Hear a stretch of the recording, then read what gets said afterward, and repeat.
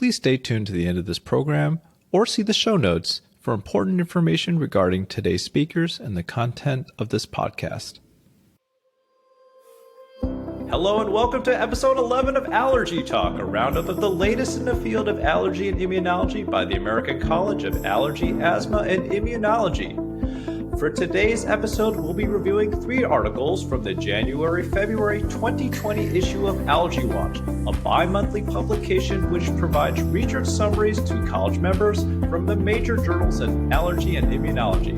You can also earn continuing medical education credit by listening to this podcast.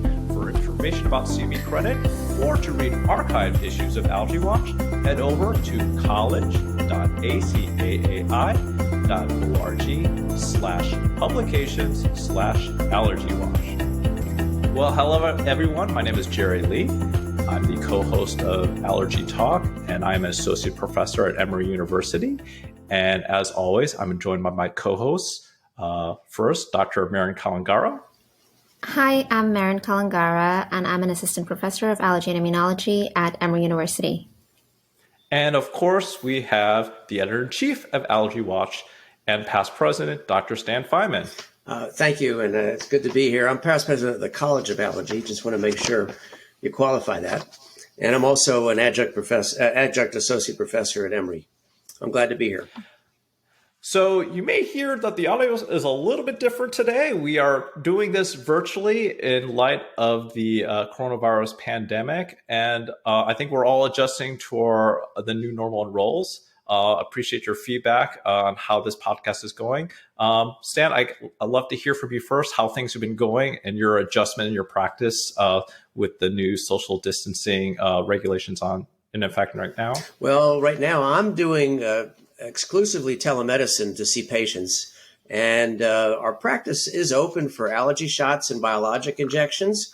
And we do have some of the folks in the office, some of the docs and providers are seeing selected patients and, let's say, doing selected testing when necessary. And how are things going with you, Maren, in the Emory Clinic? It's sort of similar. We're doing largely telemedicine and seeing some selective severe asthmatics or other patients on an emergent basis. We are continuing allergy shots and biologics as of now, but transitioning to home auto-injector therapy as much as we can. And as of today, we're trying to move our Xolair patients who've been stable to home therapy as well. Yeah, I think I saw that recommendation. And I do think, anything we can do to protect our patients but provide high quality care, I think, we're a pretty resilient specialty. And I think we're all doing our best for our patients. We're doing similar things at the children's clinic. And so far, I think patients actually enjoy visits from the comfort of their home. We have previous episodes on telemedicine if you'd like to learn more about that. And I know the college definitely has a lot of resources in their website, not only for the patient care aspect, but also the small business aspect. I think a lot of allergists are hurting as small businesses in this climate. Well, that's true. As a matter of fact, as our practice, we've applied for various loans and support and help that the government has offered. And it's a little slow going. We just got approval for our PPP loan. We did get some compensation for Medicare, which was an automatic payment. But, unfortunately, we did have to furlough a number of our staff, probably about 25% or so, because of the reduction in volume and, need. And we've also cut our hours back a little bit. Yeah, so I think a lot of adjustments. We're doing a lot of reassignment of our employees at the Children's Hospital. So I would encourage our colleagues to reach out to the professional societies. There are a lot of resources and webinars and other events available. So for this episode, I think I wanted to briefly start and have Stan speak a few words about one of our assistant editors, Dr. Chitra Dinakar. Yeah, unfortunately, Chitra suffered from a severe illness and passed away at the end of March. She's going to be missed by everybody who knows her, and And she's touched a wide number of people. Besides being on the faculty at Stanford, she was very active in the College of Allergy. She was on the Board of Regents. She received the college's Distinguished Fellow Award. She received the Women in Allergy Award.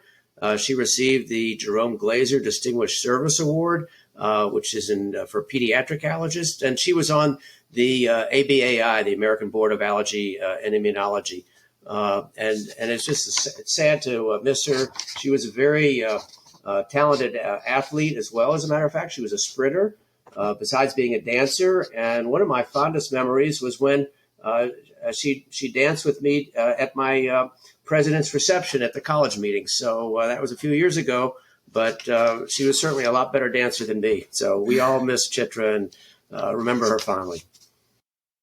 Yeah, thank you for that. I obviously did not know her as personally as you well, but again, going to our talks, a lot of the contribution to the specialty.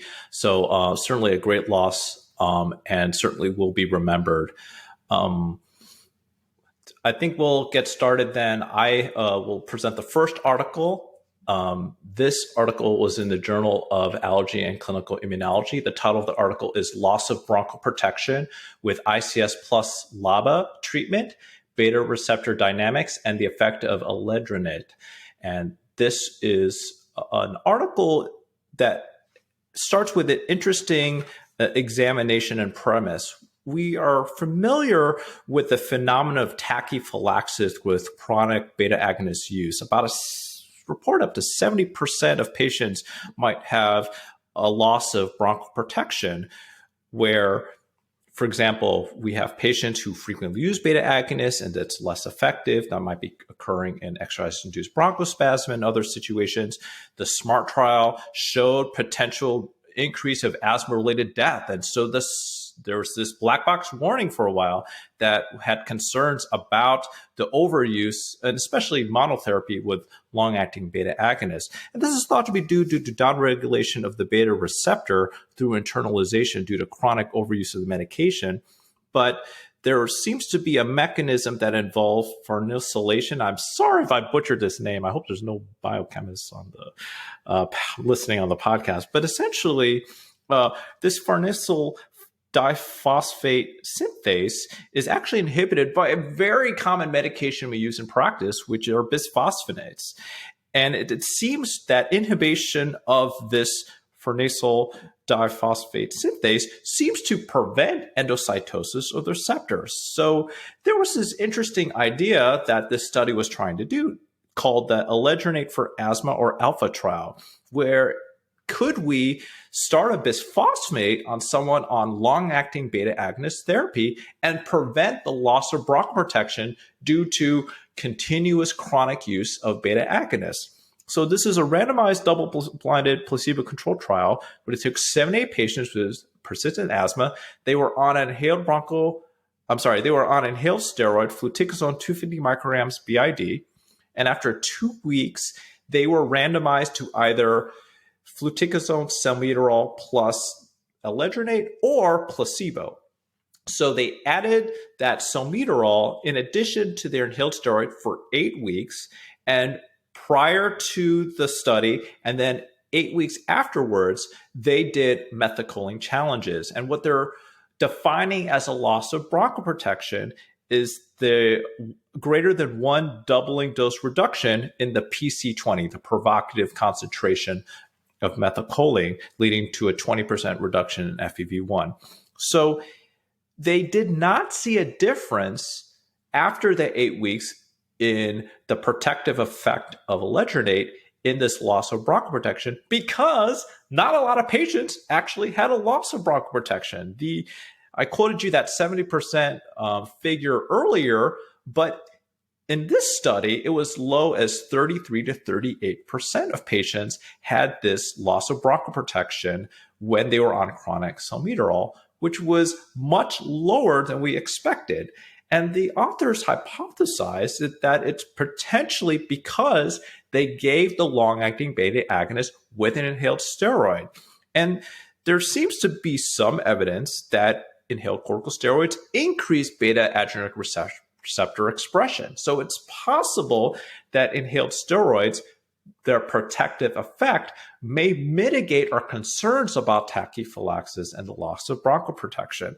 Now, they looked at also beta-2 receptor expression and function that did not seem to be reduced in patients who are on salmeterol plus fluticasone. So there's, at least in an in vitro side, there seems to be supportive evidence that a lot of our concerns we have about overuse of beta agonists might actually be mitigated in inhaled steroids. And certainly it might be a good idea that for patients where we normally would just give a beta agonist as needed, say exercise-induced bronchospasm, to prevent the loss of that effect, we might consider adding an inhaled corticosteroid, or would be more reassured and a continuing piece of evidence that the black box warning for long-acting beta agonists are only really for monotherapy and not as much a concern if they're on inhaled steroids. So I thought that sort of was an interesting idea to start with, but also makes me reassured that LABAs are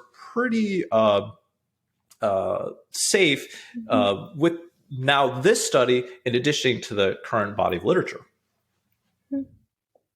I actually thought that was quite an impressive percentage, like about more than 35% of asthmatics experienced a loss of bronchoprotection, which I thought that was a little higher than I would have expected. Yeah, I think, we never really look for it. And certainly it is not zero. So I do agree with you that it could be affecting some patients, but certainly we can at least cushion some of these patients with the addition of an ICS, it sounds like. Right. Now, years ago, we saw that in terms of the protective effect with ICS combined with the LABAs.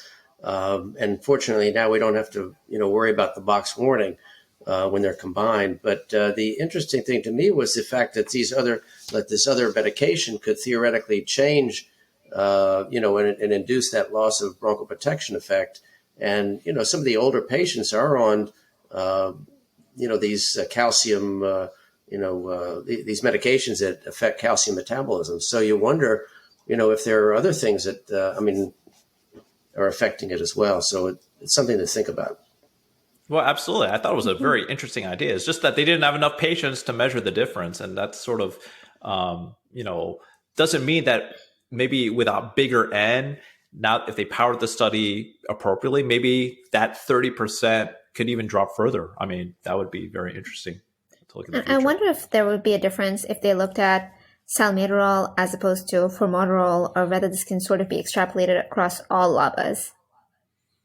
Yeah, I wouldn't see why it would be specific to salmeterol, but who knows? I mean, I think that might be something they might consider just to convince themselves that it's not just specific to salmeterol. I think that makes a lot of sense too.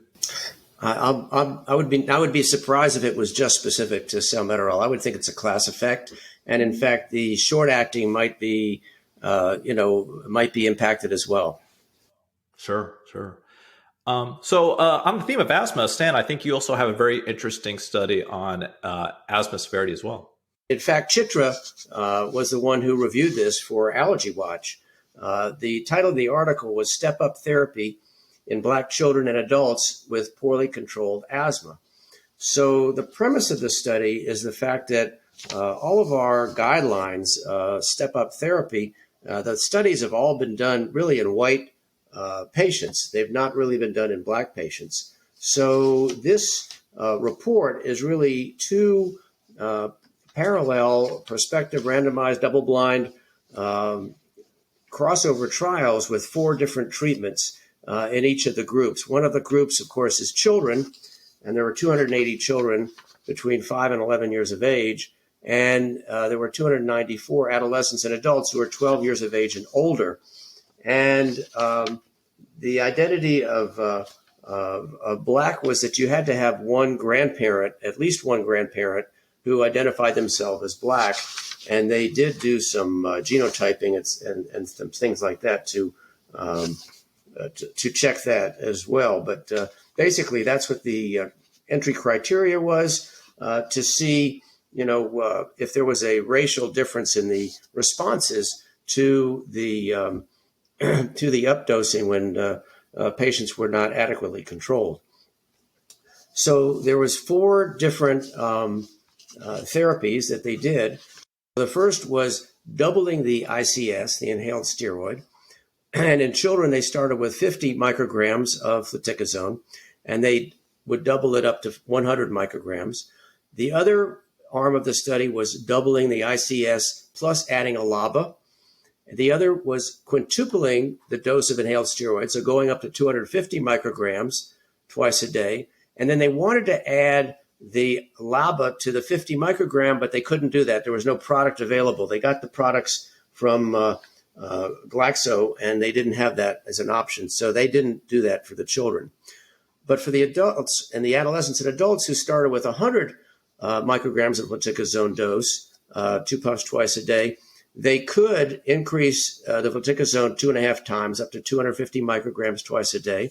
They could also quintuple that dose to 500 micrograms, and they could add the LABA to the 100, and they could also increase the fluticasone by 2.5 and add the LABA. Okay, so that's the 4 different arms of the trial, and then they did a crossover of the different therapies so they could try to figure out which one worked better. And their primary clinical outcome was really a hierarchical composite measure of sequentially evaluated asthma exacerbations.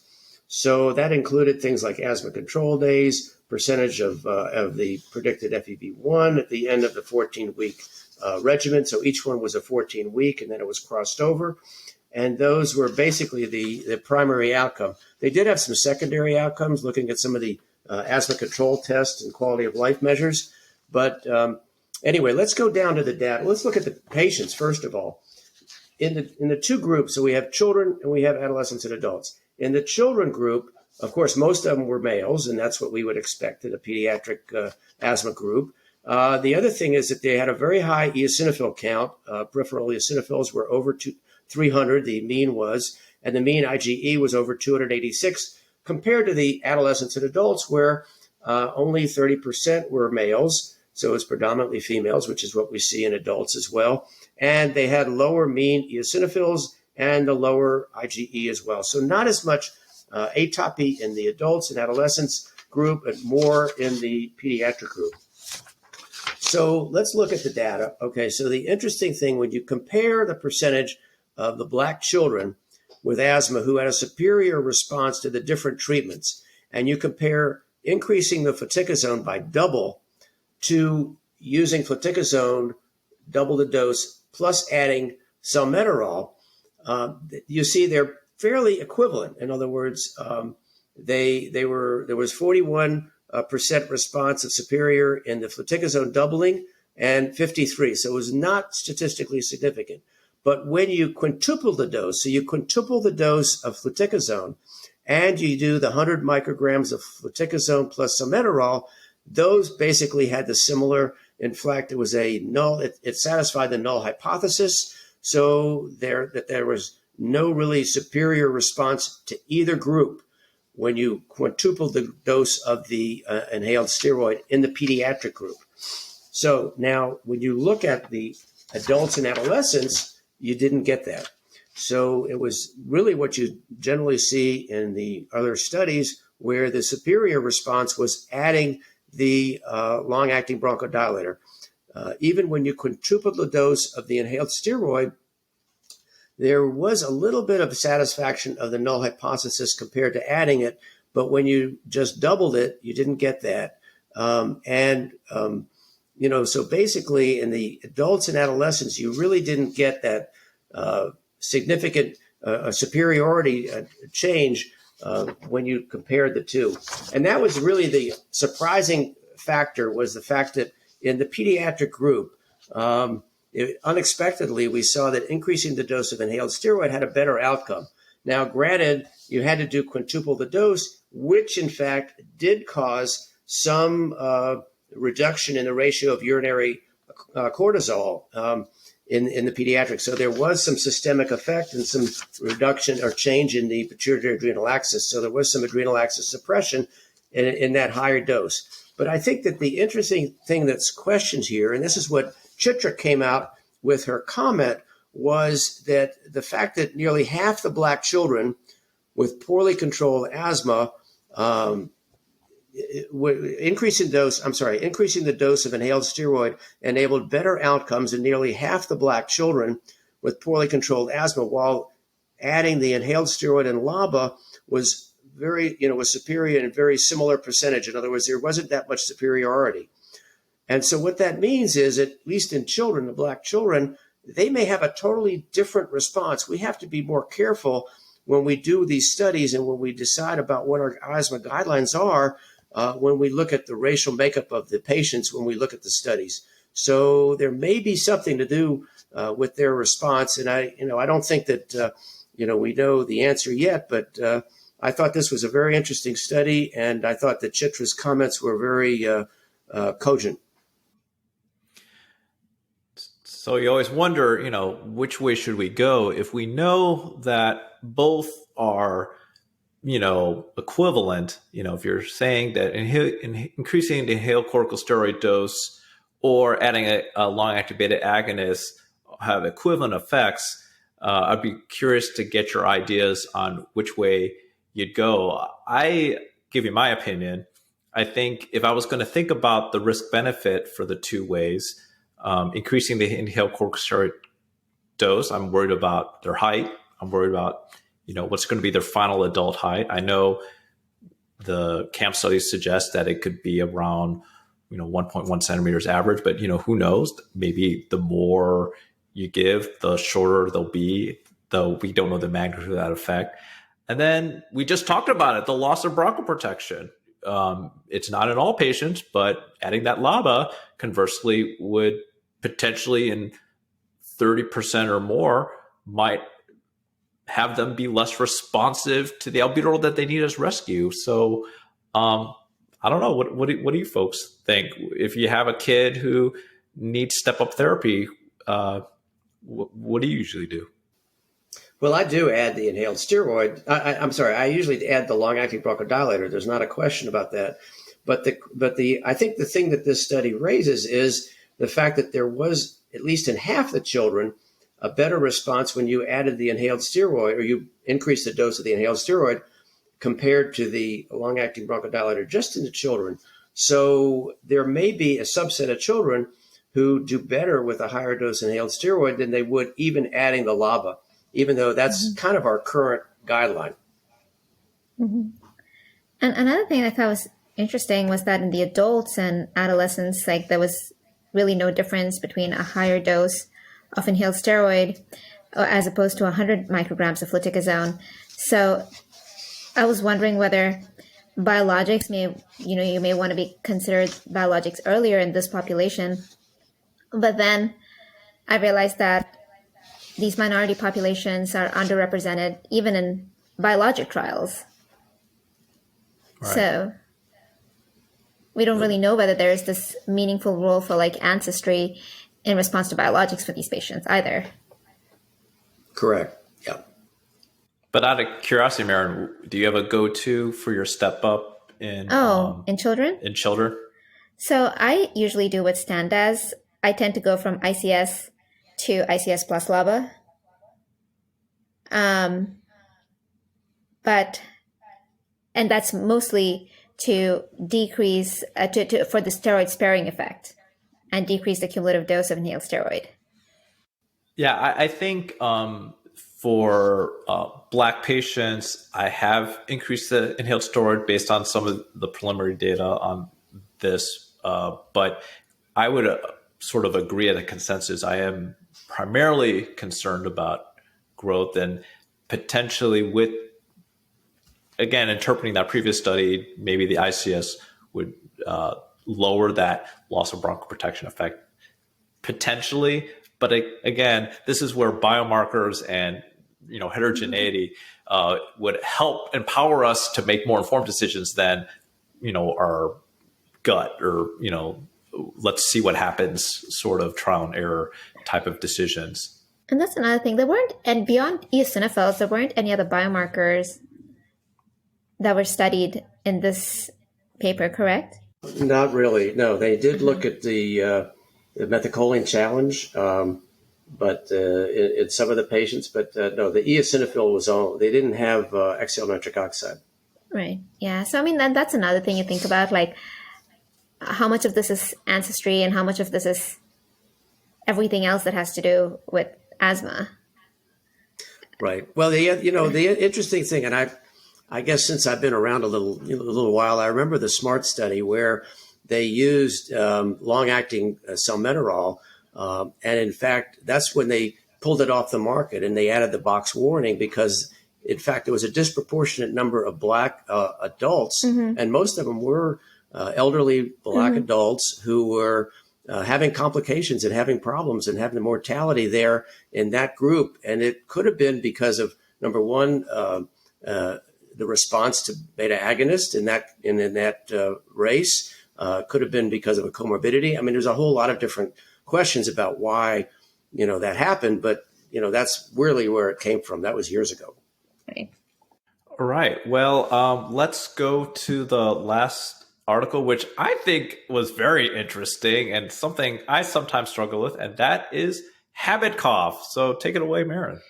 So yeah, I thought this was extremely interesting. It was a letter by Dr. Weinberger that was published in the Annals last year, and it talks about the use of suggestion therapy in pediatric patients with habit cough. Specifically, he described this habit cough as characterized as a barking sound or a honking sound, and the cough generally tend to disappear when the child was asleep. Overall, habit cough seems quite rare in children, and the frequency of habit cough diagnoses in his institution was about 7 per year. And it seems quite low to me because I see habit cough or rather chronic idiopathic cough much more frequently in my adult clinic. The median age for diagnosis in children in his paper was 10 years, and his treatment consisted of suggestion therapy, primarily with good success rates. And among 85 of those children who were coughing when seen in the clinic, cessation of cough with suggestion therapy was successful in 81 of 85 patients. This letter in particular details the story of a 12-year-old girl with a 3-month history of habit cough. And Dr. Weinberger actually saw this patient via Skype due to distance. And using suggestion therapy over Skype, cough cessation occurred within 15 minutes. And the girl's father had recorded the entire procedure, and he uploaded the video to a website called habitcough.com with a link to YouTube. And Dr. Weinberger then started receiving these emails that were unsolicited from other parents of 3 different children and even 2 adults, indicating that watching the index child respond to suggestion therapy on YouTube resulted in improvement of their own cough. And all of these cases also had a chronic cough lasting greater than 8 weeks that was unresponsive to standard inhalers, steroids, antibiotics, etc. And the cough was described as post-viral in 2 cases, but still lasted for more than 8 weeks, and symptoms stopped immediately after watching this recording on YouTube. And interestingly, they even worked in 2 adult women in their 50s and 60s with chronic cough. I thought this was really interesting. You can access the link to the video on habitcough.com. We see a lot of chronic cough on the adult side that's categorized as idiopathic or neurogenic, and we actually established a multidisciplinary chronic cough clinic as of this year at Emory. It's located in the ENT clinic, but we have input of speech therapy, GI, pulmonary, allergy, and we even have an environmental scientist give us their input. Just because it's so difficult to treat and it tends to become more refractory through the years. And this is thought to be due to these positive feedback mechanisms established through upregulation of neurogenic signaling pathways. And so earlier intervention is likely to be more successful to prevent the establishment of this neurogenic sensitization.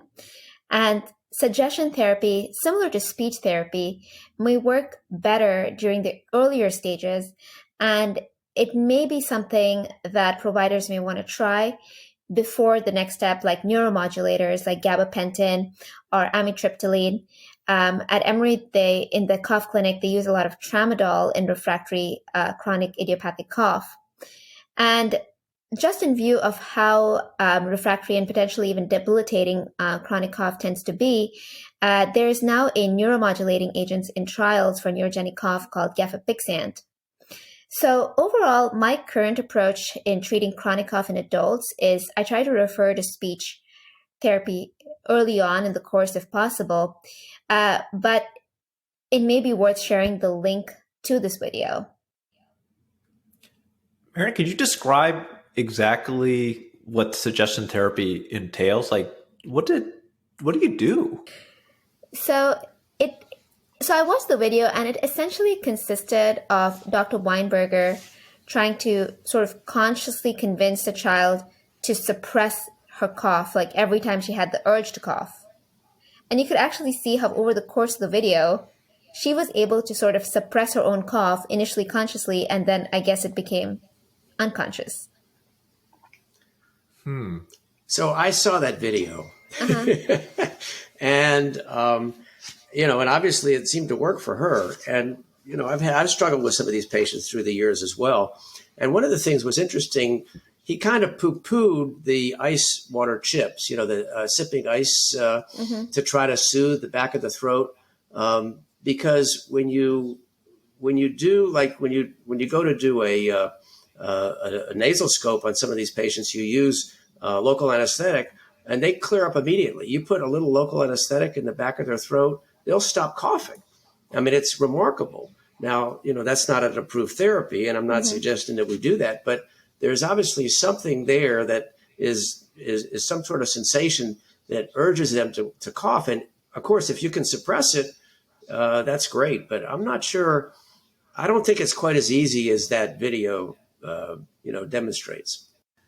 I think some people are, receptive, and some people are not. I don't know if you ever heard of those people who like watch hypnotism and they just get hypnotized by watching the video. I think everyone's a little bit different. There's heterogeneity. Well, years ago they used to wrap the child in a sheet. I don't know if you remember that, but that was another therapy they did. They'd have the child come into the hospital and they'd wrap him in a sheet to suppress the cough. Well, did that work? I don't know that it works so well. Anymore, so, yeah. We don't do it anymore. It's not standard of care. So I guess what you're trying to say is they'll watch the video and just tuck them in very nicely in bed. There you go. And then the cough went away when they were sleeping. That's true. So it totally worked. You just have nice and So, I highly doubt that this would do anything for an established chronic cough. But it may help in like earlier stages of, say, post-viral cough. You're right. Sure. I think mind over matter, right? I think there's that central nervous system modulation of the cough reflex for sure. It does totally make sense. Well, that was some pretty interesting articles. We're going to have another episode to finish out this issue. If you, listen to our podcast and enjoy what you're hearing, please rate our podcast on iTunes. I really appreciate the wonderful feedback we receive. We're always interested in suggestions for future episodes. So please email any feedback that you have to allergytalk1word@acai.org. And please don't forget, we are offering CME credit, so please go to our website at college.acaai.org/publications/allergywash to get information on how to get CME credit for this episode. Have a wonderful day, everyone.